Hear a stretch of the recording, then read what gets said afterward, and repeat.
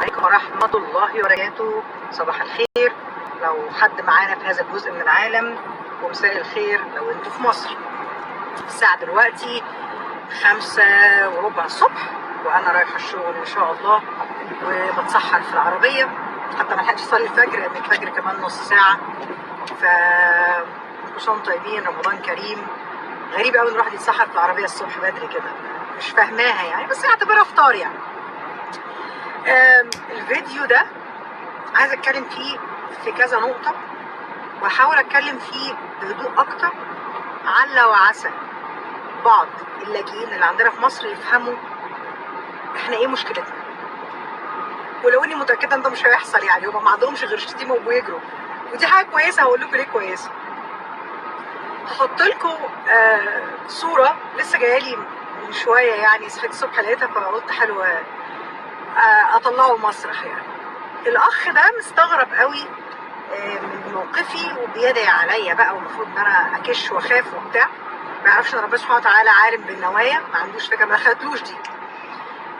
وبيقول لي ان هو كان بيدي سيارته لاخوه المصري 6 شهور بسوريا، وان المسلم لازم يقف مع المسلم، وان هو ده الواجب اللي لازم يتعامل مع اي مسلم. دي نطاعه، دي نطاعه. خلاص. شغل الانصار والمهاجرين ده كان ايام سيدنا النبي عليه الصلاه والسلام، كان في هدف اسمى وهو انتشار الاسلام. وانا مش هتكلم معاك في دين، خلاص. وبعدين همشي بمنطقه ان المسلم يقف مع المسلم والعربي يقف مع عربي، ولو اننا مش عرب، احنا مش عرب، احنا مصريين، عشان نبقى بس باري يعني واضحين في الحته دي. هفترض ان كلامك صح. انت قايل في التعليق بتاعك انك وقفت مع المصري 6 شهور مش 15 سنه. انا المفروض اعمل لكم والله العظيم فقره في الفيديوهات دي اسميها امرك مطاع يا سيد الامطاع. تعالوا نجاوب على التعليقات الغبيه.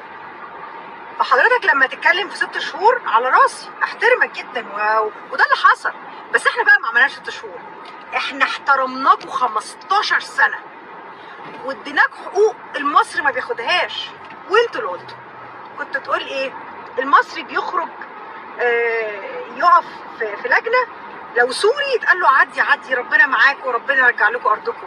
المصري ما كانش بياخد هذه الافضليه. لما وانتوا قايلين لما كان بيجي لكم بتاع الضرايب يعرف انك سوري يقول لك لا ربنا يفتحها في وشكم، احنا هنبقى احنا واتزمن عليكم. ده انتوا اللي قايلين مش احنا. فغير بقى مش هتكلم بقى على الناس اللي احنا احتويناها وخدناها من الشوارع. انا شخصيا، واعوذ بالله من كلمه انا، بس انا خدت واحده من اشاره مرور في يوم من الايام، شايله عيال على كتفها شغلتها. صح؟ لا مش صح. لا مش عرفني دي كانت داخله بيتي تحب بايه ولا داخله عند اختي تعمل ايه، بس ده اللي حصل. ده اللي حصل. فده كان موقفنا منكم. فما تيجي النهارده نقطع تقول لي تدعي عليا وتقول لي الكلمتين دول، ده انا ربنا هيثيبني عشان انا بوعي الناس وبعرفهم سمكم. الفيديو الجاي هنتكلم في ايه خطوره اللاجئين في مصر. كلام جد، كلام احب انكم تسمعوه